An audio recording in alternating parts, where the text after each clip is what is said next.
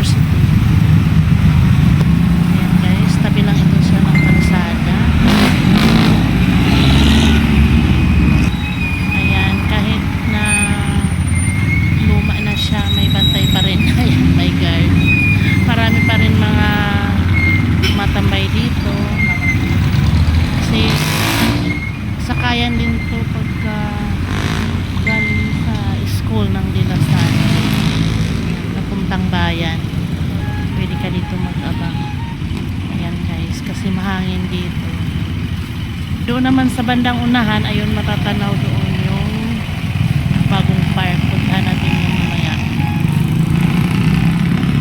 May mga nagtitinda-tinda rin dito ng mga pagkain dahil open park to. Doon kasi sa bagong park ay ano na siya, bawal doon ang pagkain sa loob, pero meron din siyang open park doon. Nabubulo lang. Ayan, nag-uumpisa na magpasukan doon sa bagong park ang mga tao kasi may fountain show na. Ayan si kuya nagtitinda ng kakanin. Ito yung old park. Sa kabilang side. Dati ay maraming mga statue dyan.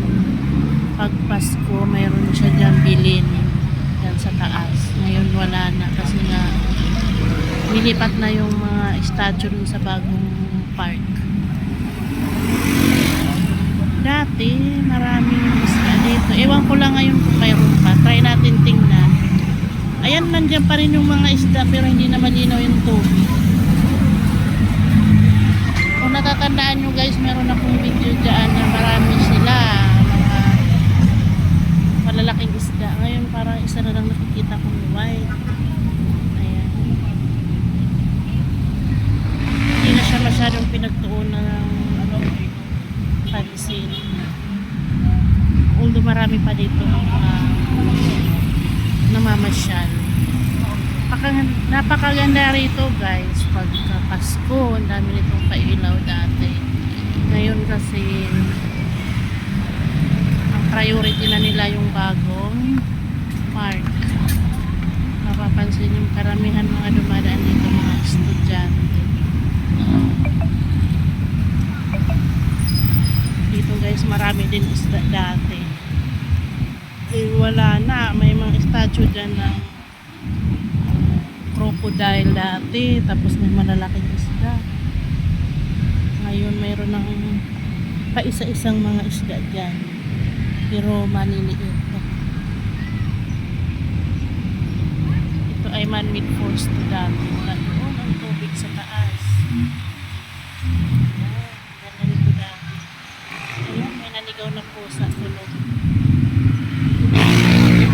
Pero meron siyang collar. Ibig sabihin may may-ari sa kanya. Naligaw lang siya dito. Kung tawagin nila to dito dati ay Science Park. Ayan, maano na siya guys, malumot. Pero marami pa rin ditong mga dumadaan kasi nga mahangin. Ayan, napakahangin. Dahil mainit ang panahon. Malinis pa rin naman ngayon although wala na siyang mga decoration. Dati dito ay may tiger tsaka lion. Kasi Science Park na ito, ayan mga pinagtanggalan ng ito ay mayroon to dito malaking bato dito. May sulat siya dyan ng mga animals na nakalagay dito kung ano yung mga hiningal ako. Kung ano yung mga scientific name nila, kung ano yung mga common name, family name. Kasi nga ito ay Science Park. Marami ditong dumadayo na mga taga Dasmariñas din, mga iba't ibang school, mga kindergarten, ganyan. Tinutour sila dito kasi dito mga statue yan, lahat yan. Tapos may mga pangalan nga ng mga ano sa kanila. May mga level kada isang mga statue. May malaking pagong dito dati, ang ganda. Ayan, pinapakita ko lang sa inyo guys. Ayang malalaking bato na yan na mga naka ano dyan. May mga ano yan dati, lapida dyan. Ayun, dyan nakalagay yung mga pangalan ng mga animals. Ano yung kanilang mga characteristic, mga pangalan, mga common name nila, scientific name nila, ganun. Gaya ng sinabi ko kanina, paulit-ulit lang, no? Ayan, dahil nga malapit dito ang Lasal, ay tapat lang. Actually, ang gate nila ay ayun lang doon. Pagitan lang yan ay ano, yung new park, yung bagong park ngayon, yung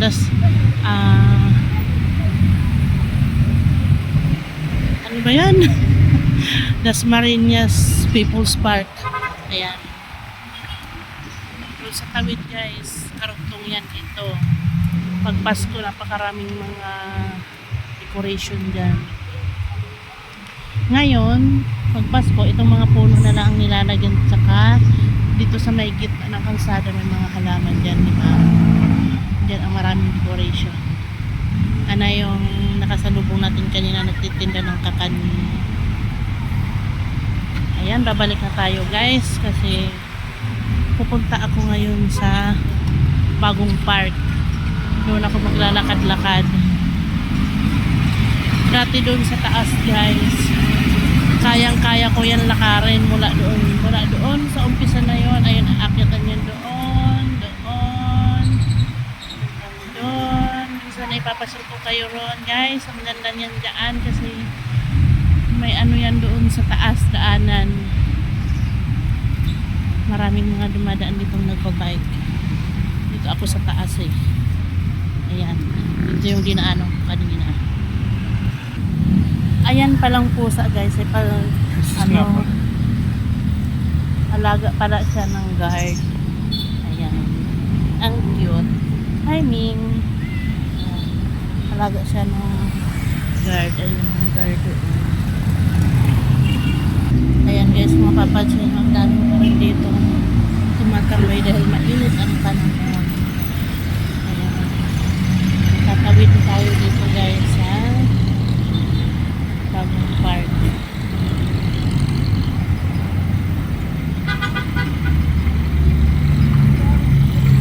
Ayan na yung gate ng Lasal.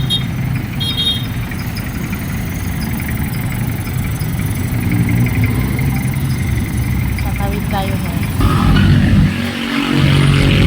Ayan guys, nakatawid na tayo. Mga grupo na alam nyo na. Sabi ko, magtatapos muna ako ng pulong na. Sabi ko, ang bangkit ko ha.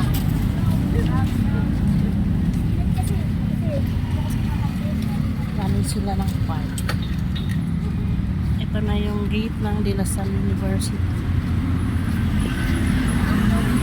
Init. Ayan guys, tapos ayan na rin yung bagong park. Ang init.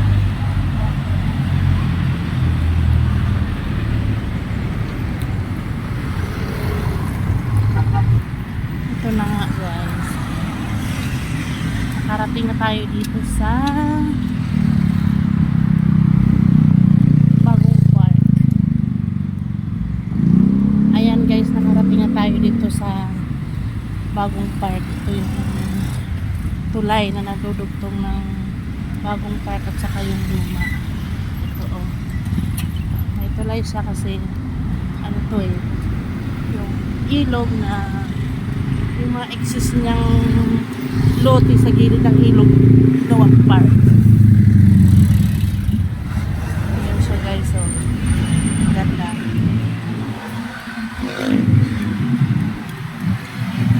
Medyo mainit pa kasi alas 4 pa lang.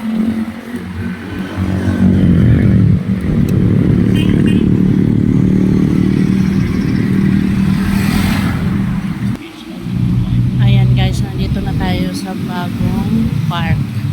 Kung yung pangalan ng park doon sa luma ay Dasmariñas People's Park, dito ang pangalan ay Promenade des Dasmariñas, a public park for Dasmariños. Ayan siya guys.